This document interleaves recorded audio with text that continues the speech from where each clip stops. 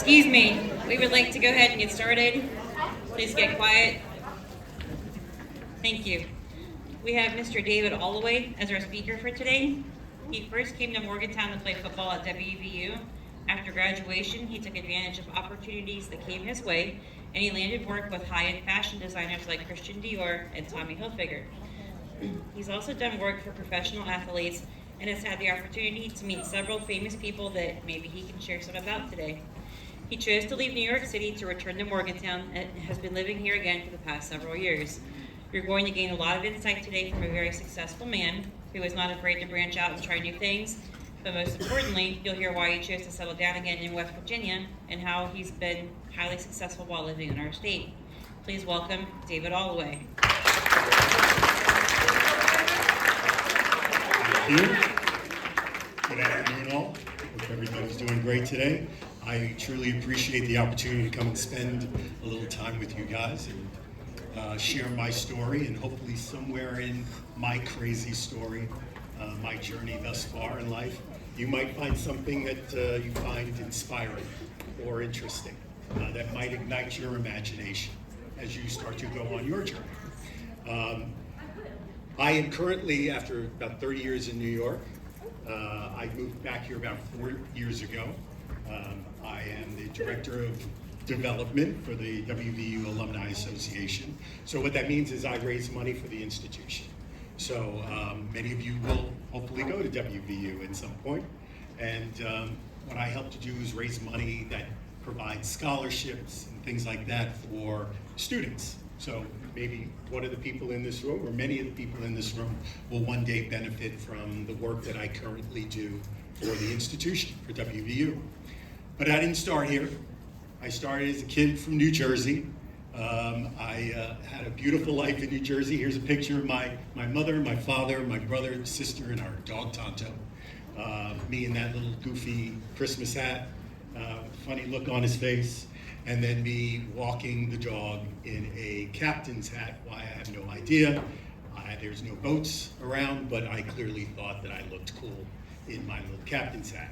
But what that ended up being was the beginning of a journey that later took me to here at WVU. I was an exceptional athlete in high school. I was an All-American football player. I was an all-state track participant and had an amazing opportunity to come to WVU to play college football, Division I college football, because I very simply put in the work. So as a young person, while other people were messing around, getting into trouble, hanging out with lazy people, I was not lazy. I did the work and ended up putting myself in a position where not only was I a very good student, but also because education was critical in my house, my mother and father would not let me do anything unless the work was done on the academic side.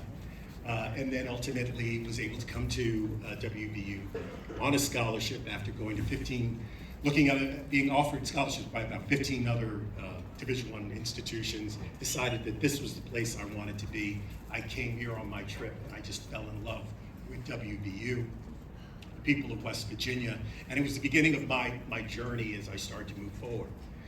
But again, the key was I spent a lot of time as a young person your age, while yes, having a good time, but putting in the work, spending the time to make sure I was doing the things I needed to do to excel. If you want to be great, surround yourself with great people. Don't surround yourself with knuckleheads and people who get in trouble constantly. That will not lead you anywhere. You won't get anywhere. So what I did was, after putting in that work and doing that, I finally got to a place where I came up with my first challenge at WVU. I came here as a tailback, so I was a running back. And then suddenly, Coach Nealon looked at me and he said, David, you're gonna have to learn how to run backwards because we're gonna move you to defensive back. So I was not crazy about that move. Obviously, like most people, I thought it was the greatest thing to ever hit college football. But I played with a bunch of guys who were all great college football players. So I had to make my first transition and learn how to be a great defensive back, which then turned me into a guy who had played throughout his career, mostly on special teams, things like that, but had a very good career. Then I said, I want to go to the NFL. The NFL said, we're glad you want to come here, but we don't need you. So that became the next challenge, right? I had worked so hard to become my dream, to be an NFL football guy. And ultimately, that was not in the cards for me. So I took my political science degree, which my backup plan was, I'll be a lawyer, smart guy, that's what I'll do. And through my time in high school, through college, I said, I really don't want to go to law school. I'm happy with this journey, but I can't imagine going further. When I graduated, I came to New York, and I was looking for my first job. Didn't know what the heck that was going to be. I didn't know what journey I wanted to go on. My father was just pushing me to make sure that I got a job at a company that would pay for my master's or my MBA.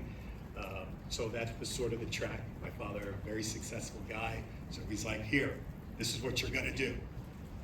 Well, I decided to buck the system again.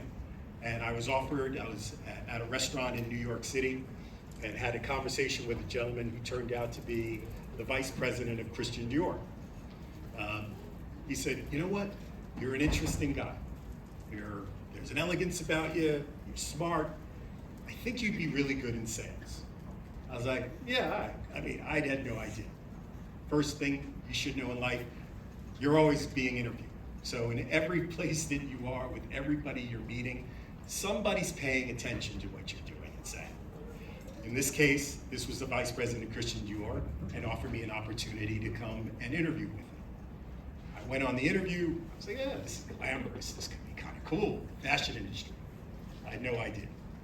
Took the job, and I did everything in that first job, from take his car to get washed, pick up his laundry, and then he would have me put together the showroom in order so he could do his presentations to Bloomingdale's and Saks Fifth Avenue and all those guys. And I just sat around and watched.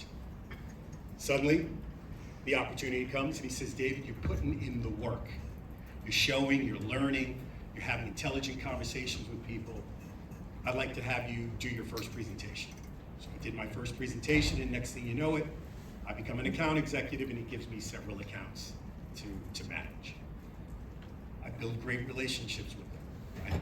I do all the hard work, and then suddenly, buyer at Bloomingdale's says to me, hey, there's a job opening at Calvin Klein. I think you would be great. I said, okay, sounds good.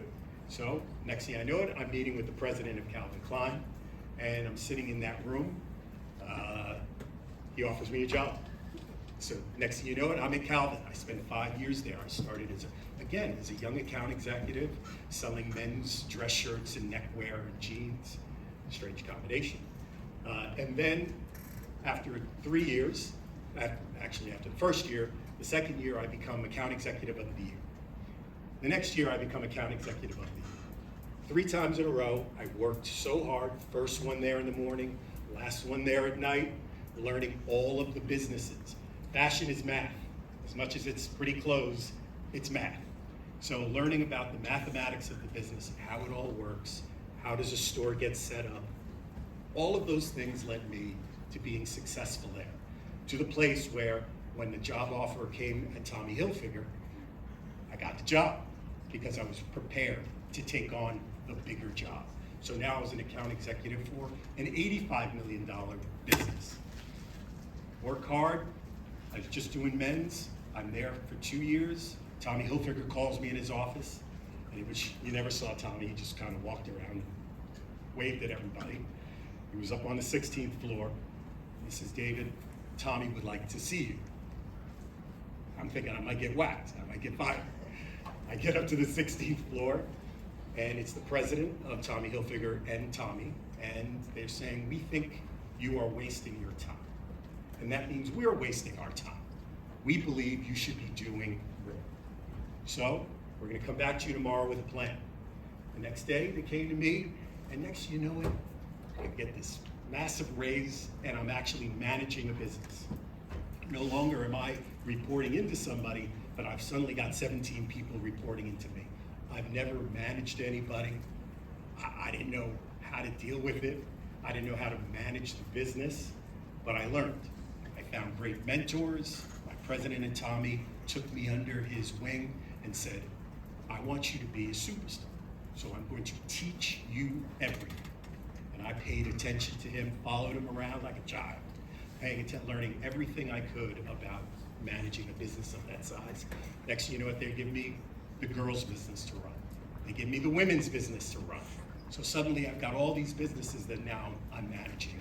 And I started as a kid who just, was just trying to figure it out. But I put in all the hard work. I surrounded myself with really smart people. People who wanted to do great things. And therefore it elevated my game. So got there, and the next thing you know it, I'm there, and other great opportunities come. I'm sitting in places at Calvin here. I'm with the president of Calvin and the whole Calvin team. Here, this is my whole team at Tommy Hilfiger back in the day. I was a young man. Then I went to Donna Karan and Burberry Children's. I ran a children's company that was based out of Paris. That was all that managed Donna Karan and Burberry for all North and South America. So suddenly I'm not only doing business in the United States, I'm traveling to Paris and to London and to Italy and to South America, and I'm doing business across the globe. And it's changing the way I think, right? Because I'm meeting more international. I'm meeting people from other countries. I'm thinking differently. I'm out of this little hole that I was in. Although New York is an international place, you're suddenly traveling and you're meeting all these dynamic people, and you're learning about the world. And it becomes a very exciting thing. Then, after all this long journey, I get a call from a superstar called Venus Williams. I don't know if you know the Williams sisters, Serena, who's the queen of tennis, and her sister Venus. Serena's company is managed by Nike, but Venus owns her company flat out. So her company's called 11 by Venus Williams. She's looking for somebody to run her business globally. I get a call, I go on the interview, I meet Venus.